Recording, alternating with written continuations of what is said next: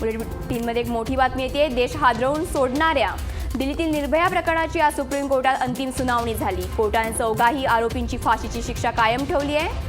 अक्षय ठाकूर, विनय शर्मा, पवन गुप्ता आणि मुकेश यांची फाशीची शिक्षा सुप्रीम कोर्टाने कायम ठेवली आहे। न्यायाधीश दीपक मिश्रा, अशोक भूषण आणि आर भानुमती यांच्या खंडपीठाने निकाल देताना फाशीची शिक्षा कायम ठेवली आहे। दोषींचे कृत्य प्रचंड घृणास्पद असल्याचं सुप्रीम कोर्टाने निकाल देताना म्हटलंय। कोर्टाने निकाल देताच उपस्थित असलेल्या निर्भयाच्या आई-वडिलांनी आणि अन्य लोकांनी टाळ्यांचा कडकडाट केला।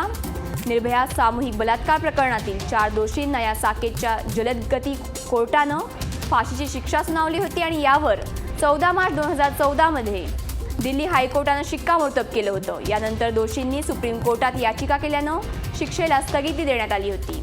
यानंतर हे प्रकरण 3 न्यायमूर्तींच्या खंडपीठाकडे सोपवण्यात आलं। निर्भयावर डिसेंबर 2012 मध्ये चालत्या बसमध्ये अत्याचार करण्यात आले होते। याविषयी प्रतिक्रिया देण्यासाठी विशेष सरकारी वकील उज्ज्वल निकम आपल्यासोबत आहेत। उज्ज्वल निकम सर, निर्भया प्रकरणी हायकोर्टाचा निकाल कायम ठेवत सुप्रीम कोर्टाने चौघाही आरोपींना जी फाशीची शिक्षा कायम ठेवलेली आहे, ऐतिहासिक असा हा निर्णय आहे, काय प्रतिक्रिया द्याल? या निकालाचं मी स्वागत करतो, परंतु त्याचबरोबर एक धोक्याची सूचना देखील देऊ इच्छितो। कारण असं आहे की फाशीची शिक्षा मिळाली, परंतु त्याच्या अंमलबजावणी ही केव्हा होईल हे सांगणं आज कठीण आहे। आणि फाशीच्या शिक्षेचा उद्देश मुख्यतः त्या गुन्हेगारांना शिक्षा नाही, परंतु त्याबरोबर देखील समाजामध्ये अशा प्रकार गुन्हे कोणी करू नये म्हणून इतरांना धडा, पुढच्या ठेस मागचा शहाणा या उक्तीप्रमाणे हा कठोर संदेश जात असतो।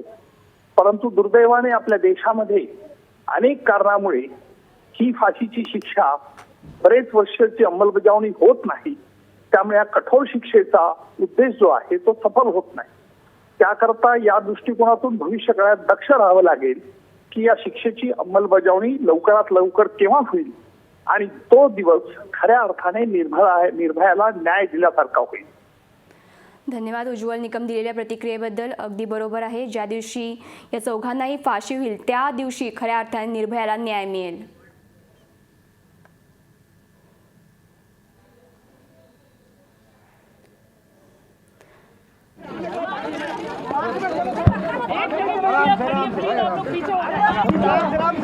पार्क में ले जा रहा आप लोग। आशा जी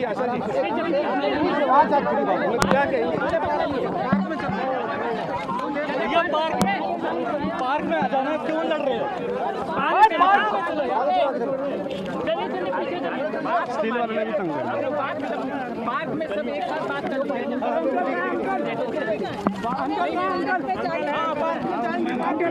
रुक जा हट जा पीछे हट जा।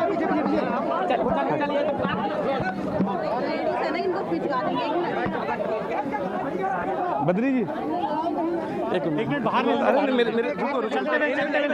या प्रकरणी आज चौघा आरोपींना फाशीची शिक्षा कायम ठेवली आणि या प्रकरणी तिचे आई वडील आता बाहेर आलेले आपण पाहतोय। क्या क्या रहा इस ऑर्डर को लेके कितना सेटिस्फाई फील कर रहे हैं? संतोषजनक रहा आपको?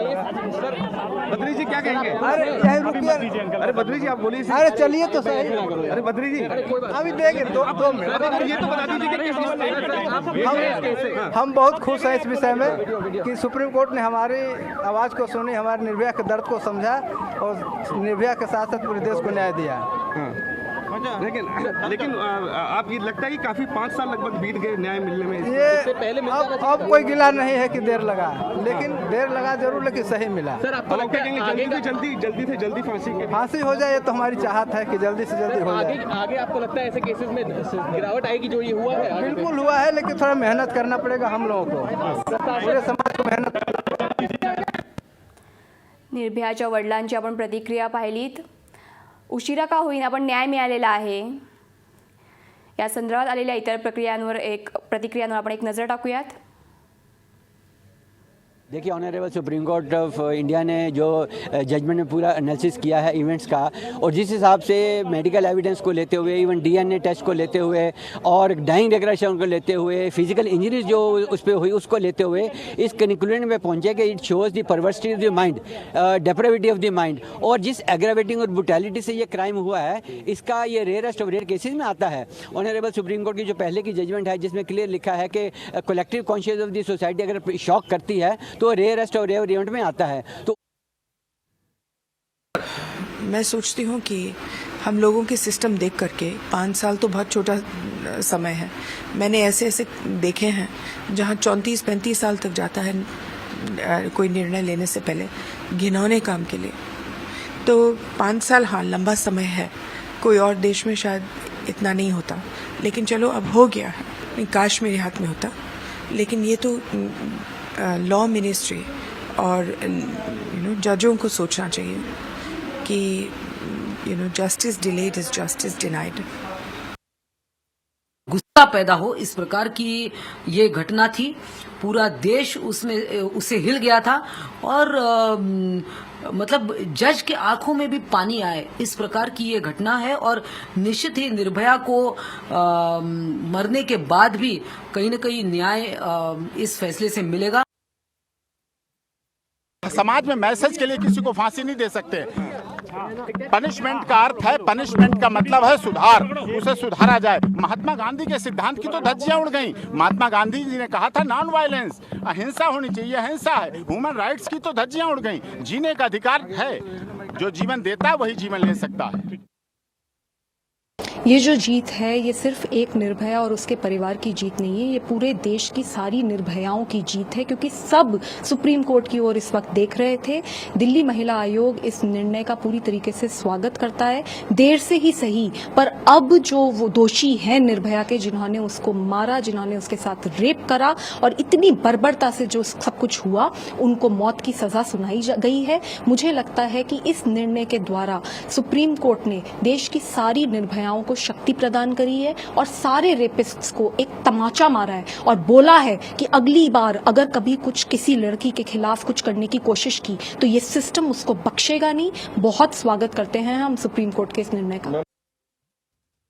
आज सुप्रीम कोर्ट के जजमेंट पे गौरव हो रहा है कि जजेस ने जो है महिलाओं की सेफ्टी के लिए हिंदुस्तान में इस डेथ पेनल्टी को अपहोल्ड किया है। पहले तो डर लगा कि शायद ये स्प्लिट जजमेंट में कहीं कुछ और ना आ जाए, लेकिन सही है, आज सच्चाई की जीत हुई है। एक जिस तरह से हिंदुस्तान में रेप बढ़ रहा है उस पर एक ये करारा तमाचा है, एक कड़ी रोक है, क्योंकि अगर आज डेथ पेनल्टी निर्भया के रेपिस्ट को नहीं दी जाती तो ये हो जाता कि महिलाओं को कोई सेफ्टी देने वाला नहीं है, प्रोटेक्शन देने वाला नहीं है, और वकील जो है वो किसी चीज को तोड़ मरोड़ के सामने रख देंगे और बड़े से बड़ा खूंखार रेपिस्ट बच जाएगा। आज इस बात से निश्चिंत हैं कि देश की महिलाओं को न्याय मिलेगा। आज न्याय मिला है, निर्भया को न्याय मिला है, ज्योति पांडे को न्याय मिला है, उनकी आशा देवी बद्री बाबू को न्याय मिला है, उनके साथ ही देश की तमाम महिलाओं को न्याय मिला है जो इस संघर्ष में, उन तमाम लोग जो कि इंडिया गेट पर उस दिन थे और आज तक इंतजार कर रहे थे। 5 साल के लंबे अरसे के बाद सुप्रीम कोर्ट की 3 जज कि बेंच ने कहा कि चारों के चारों अपराधी जिन्होंने इतना जघन्य अपराध किया उनको देश की जो सबसे कड़ी सजा है, फांसी की सजा, वो दी जाएगी। आज हम लोगों को लगता है कि हमारा संघर्ष, हमारा निर्भया के लिए न्याय की पुकार सुनी गई है। निर्भया गँग प्रकरण नेमकं काय आहे हे पाहूया ग्राफिक्सच्या माध्यमातून। 16 डिसेंबर 2012 मध्ये ही घटना घडली। निर्भयावर चालत्या बसमध्ये अत्याचार करण्यात आले। या प्रकरणात 6 नराधम सहभागी होते। विशेष म्हणजे आरोपींमध्ये अल्पवयीन मुलाचा सहभाग होता। या घटनेनं देशात खळबळ उडाल्यावर हे प्रकरण फास्ट ट्रॅक कोर्टात गेलं। 13 सप्टेंबर 2013 मध्ये फास्ट ट्रॅक कोर्टानं चौघांनाही फाशीची शिक्षा सुनावली। 13 मार्च 2014 मध्ये दिल्ली हायकोर्टानं फास्ट ट्रॅक कोर्टानं सुनावलेली फाशीची शिक्षा कायम ठेवली। या प्रकरणी अक्षय ठाकूर, विनय शर्मा, पवन गुप्ता आणि मुकेश यांना फाशी सुनावण्यात आली आहे, तर दोषी रामसिंहने तिहार तुरुंगामध्ये आत्महत्या केली। 6वा अल्पवयीन आरोपीची 3 वर्षांनंतर सुधारगृहातून सुटका करण्यात आली।